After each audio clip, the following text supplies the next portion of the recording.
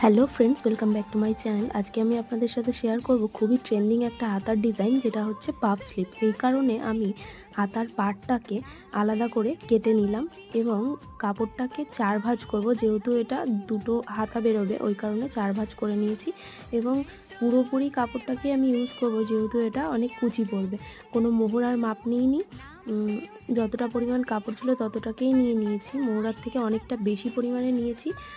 3.5 ইঞ্চি নিচের দিকে ডাউন করে হাতার শেপ করে হাতাটাকে কেটে নিয়েছি এবং মিডিল থেকে কাট লাগিয়ে দিচ্ছি, যার কারণে আমার মিডিলটা বুঝতে খুব সুবিধা হবে। এবং পার্টটাকে আমি মাপ অনুযায়ী, হাতার মুহুরির মাপ অনুযায়ী কেটে নেব।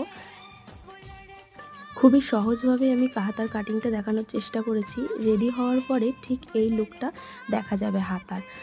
যদি ভালো লাগে ভিডিওটি অবশ্যই লাইক করবেন, শেয়ার করবেন, সাবস্ক্রাইব করে পাশে বেল আইকনটা অল করে দেবেন।